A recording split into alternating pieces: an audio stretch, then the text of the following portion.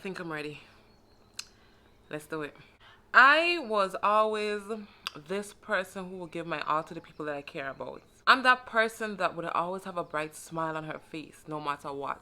I would look out for others, even if it meant putting myself behind just to put them in front of me. And that's a big struggle. But no one knew when I was silently crying out for help. No one knew. I wasn't sure if what I was going through at the time was depression or let me just say, like, I didn't want to label myself as being depressed at that time. Like, I thought that I was going through a phase, maybe just a mood swing or just one of those days when, okay, today I don't feel like to do anything. But the days became weeks, the weeks became months, and the months became years. The sleepless nights, the overeating, the not wanting to take a bath feeling, me just being so comfortable in a messy room. It was okay. It was just a phase, Anthonette. I'm just gonna go through this now and then it's all gonna change sooner or later. But it only got worse. To me, the clothes and the shoes and just my room being messy in general, it was just at the time my comfort zone. That's where I felt comfortable the most. And my mother could not stand it. Like, she would come in my room and say, "Ooh, I'm dead in here. Oh, no, this place dirty, this place this place that." And I'm like, "Oh my gosh, mama, what's wrong with my room? My room was good." And the whole time, my room would like have clothes, shoes, belts, like just everything all over the place.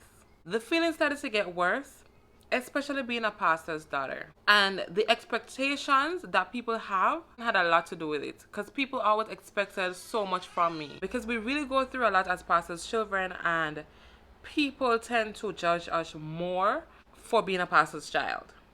I feel like I wasn't able to live like a normal life. Like, I felt like someone had to judge me. Everything I do, people would judge me. It could be innocent stuff and people would judge me for it.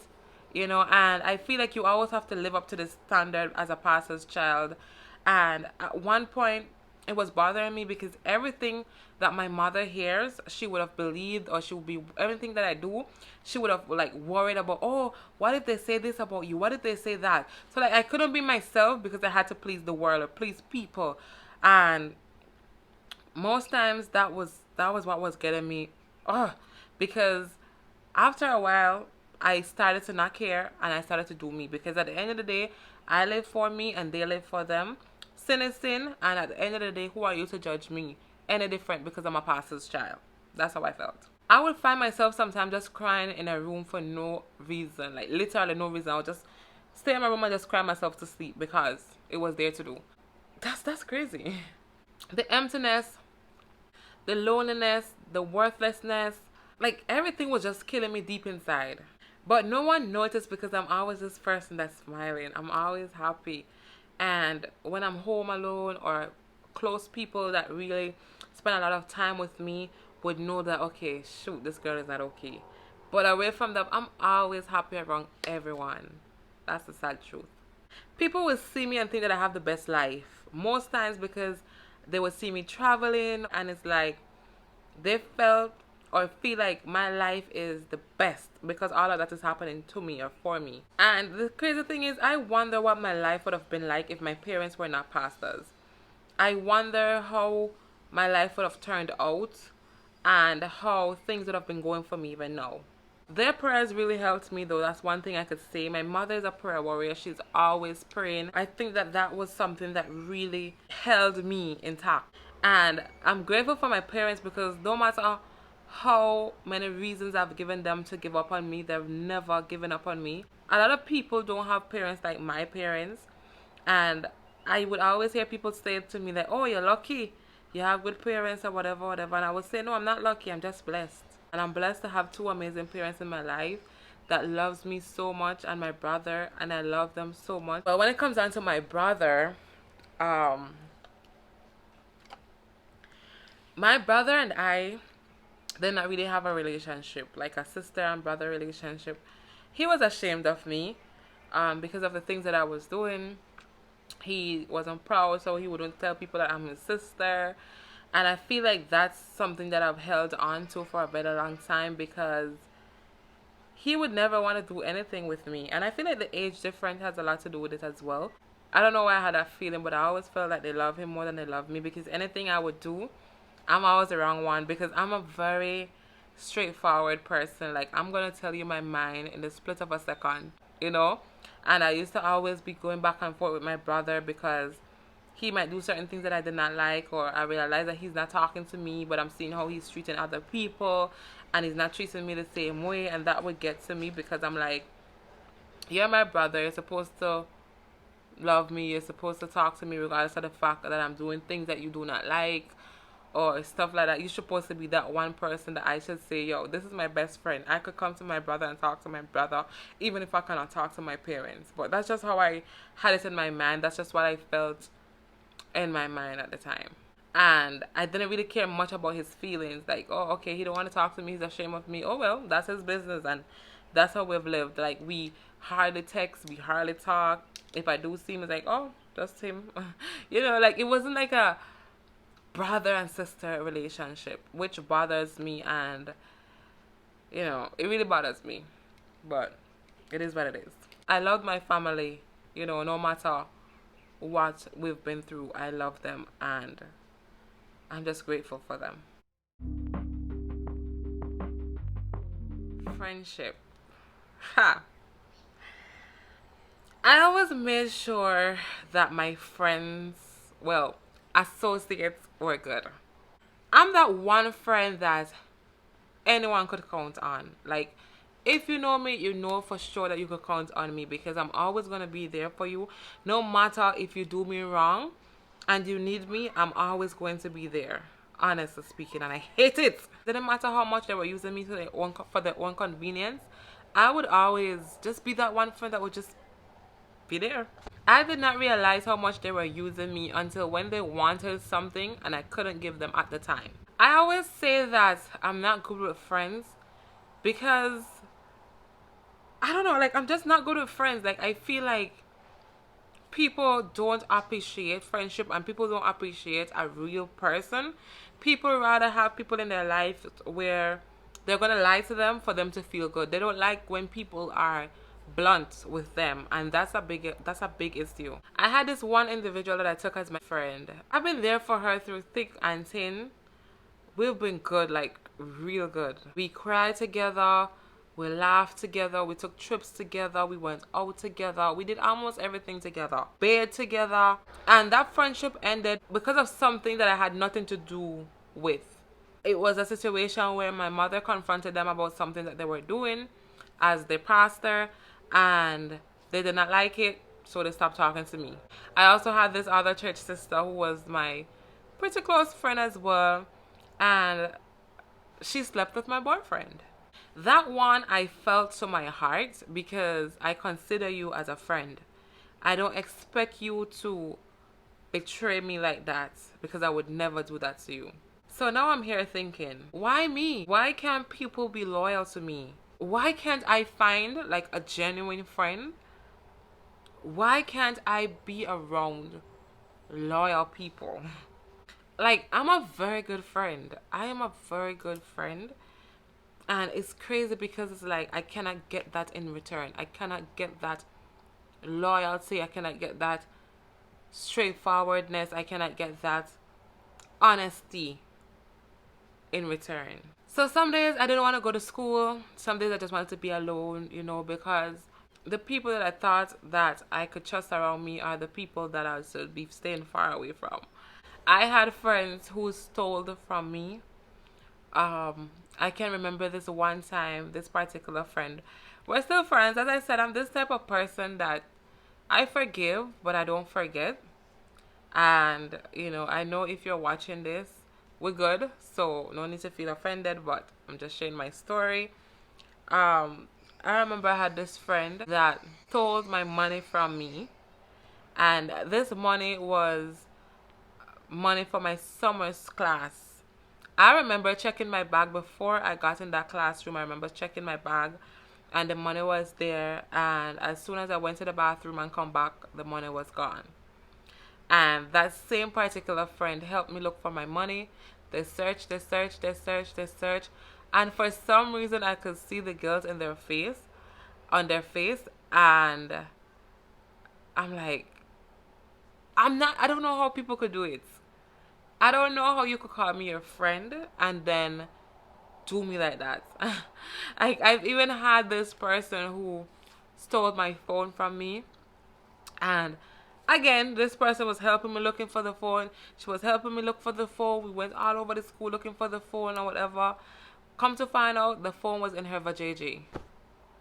Like, I don't know why I always attract these type of people around me. And it's sad. So when it comes down to friendship in general, I did not have much friends. And I still do not have much friends. Like, I literally have about, I could count on my fingers the amount of people and still have space um, that are my friends that I could say they're genuine. I'm not talking about associates that I could say hi and bye to. I'm talking about people that are really genuine, loyal, and that I could actually talk to and know that they care about me. Sometimes I feel like, well, wow. Imagine I'm almost 30 and I don't have much friends. I mean, it's a good thing, but sometimes you do want people to just probably chill with, or you want people to go out with, or stuff like that. And it can get a little discouraging when you see that, okay, you really don't have no one to just chill with. But my advice to you is better to be by yourself than to be around a set of hypocrites or a set of thieves, liars, cheaters. Like, it's just better to be alone than to go through all of that. And I think that that is why I'm so afraid to enter new friendships with people, because you never know who is real. You don't know who is real, who is fake. And these days it's just hard to tell, like, this person is genuine or not. And I don't trust people. Like, I don't trust people, and that's my biggest issue right now, is finding the courage to trust people, because I've been hurt before by friends, relationships, whatever, any kind of ships. I've been hurt before, and it's like I don't want to go through that again. It's like I'm not trying to put myself in that hurt again. Like, I'm just trying to protect myself for me. When it comes on to relationships, I'm not gonna say that my relationships were bad. This particular person that I'll be talking about in this video, um, he was a very nice guy. He was caring, he was loving, he was all of that, but he just had an issue. He had a problem with cheating, and two, putting his hands on me. And at the time I accepted it. I felt like it was okay. But as I grew older, I've realized that, shoot, maybe I shouldn't have been in this relationship from the beginning. Maybe I should have just focused on what I was doing in school and not worried about the relationships, because I was not ready for relationships. And two, maybe I should have walked away. But we do things when we're young, we settle when we're young, and that's something that I feel like we should never do, is settle for someone who abuses you, whether it might be verbally or physically or mentally. It doesn't matter. Anyone at the leave. I felt like I was so in love, and I had this thing like, oh, he loves me, so you know, let me not think about the negative part, because I know he loves me, or I'm so in love with him, so let me just stick around. Maybe he would change, or, you know, be better soon. I don't know what I was thinking. I honestly feel like, and I don't mean this, I have to make sure that I explain this properly, because I don't want this to be taken the wrong way. But I feel like I was searching for love and attention that my parents were not able to give me at the time. And I guess he was giving me that love and affection that I felt like I wanted. Let me explain. My parents loved me. My parents showed me love. They did all of that, yes. But for me, my parents were always busy. They were always working. So I felt like they had no time to give me, because once they finished work, they were asleep. That it's time to sleep. They want to sleep. They're tired. And I feel like they sometimes just did not realize how much that was affecting me. And at the time, my boyfriend was making me feel the way I wanted to feel. I'm not too sure if he was using that as an advantage to take advantage of me because he knew how much attention I wanted at the time. But yeah, he would cheat on me with everything that passes his eyes. Once you have a meow, best believe he's coming after you. That was his biggest problem, and that was something that I hated because it would always cause arguments. And I'm gonna say this, like, I was not innocent. I'm not innocent, but at the end of the day, I would never do him the way he did me. And that's the difference. He slept with my close church sister. He slept with my best friend. He slept with his best friend's sister. He slept with his... He did all of that. He slept with a lot of people. And what affected me the most is when it came onto my circle. Because, and as this is the same reason why I say I don't trust people, because I'm supposed to trust the people around me, but the people around me are the ones who are doing me the worst. My depression started to get even worse as well because I'm like, okay, am I not beautiful enough? Am I not loving you enough? Am I not good for you? Like, what is the problem? So now here's this girl lost, depressed, confused, hurt, betrayed, lonely, and just feeling worthless. And then the ones that I thought I could trust are the ones that I should really stay far away from. Like, I could go on and on and on. That's crazy. But let's stop here. Being away from family in somebody else's country is very hard. I grew up with a family that likes to have like get-togethers and just always have a little family time and so forth. Of course, no family is perfect, but one thing about my family that I could safely say is that they would always find time to gather with each other. And I remember feeling a type of way every time Christmas comes or birthdays or something, because I'm like, I'm here watching other people enjoy their family. And then, yes, although I have my mother, my father, my brother there, it was like, okay, we want our other families too. Like, we have other families too, and we would like for them to be around. And I felt like I had to be around other people and their family. And I would look at how, they're having their family time and so forth. But then I still did not feel like I fit in. I started to stray from God. I started to drink. I started smoking. I started going to the clubs. I would sneak out and go to the clubs at night with my associates. I would do the most. Literally the most. Even when I knew I had enough, like when I drink and I knew that I had enough, I would still go on and on and on and on and on until like I just get, like this type of way.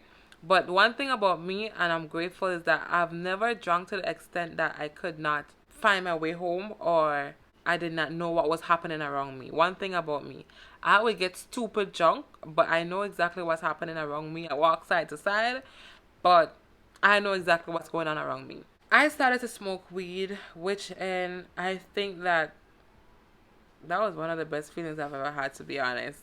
But I smoked weed without my parents even knowing. Like, my parents did not know when I was smoking weed. Like, I was always high like a kite. But I had a way of hiding it, and my parents never noticed. And again, my parents were too busy working that by the time they come home, it's just straight to bed. So when I'm in my room doing my own thing, no one knows because they're sleeping, they're tired, they're drained, while I am up high as a kite. And I feel like smoking weed was the only thing that kept me sane. Like, I felt calm. I could be having like a bad day, I could be feeling depressed and stuff, but as soon as I smoked that and lay down, I was good to go. All I did was eat, sleep, and smoke. When I used to smoke weed, it makes me not care about what's going on. Like, I'm this don't care person when I smoke. And I used to like that feeling because, as I said, I'm as a pastor's daughter, I always have to be living up to people's expectations. And I was not good at doing that. Like, I'm not good at pleasing people. I have to be happy with it for myself, within myself, or else I'm not gonna do it to please you. And that's just me.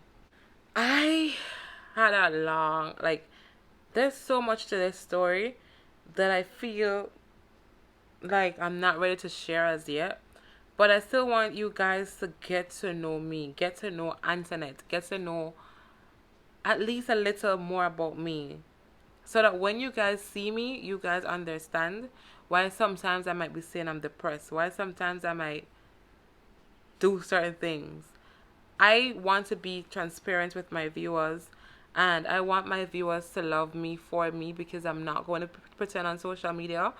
What you see on social media, and not what you see, but how you see me on social media, that's how I am in real life. I don't try to come on social media to front or to pretend like I'm someone that I'm not. And that's just how I want to keep it. So I feel like I want to share my story with you guys, just so that you guys could get to know me a little better and get to understand the reason why I do certain things.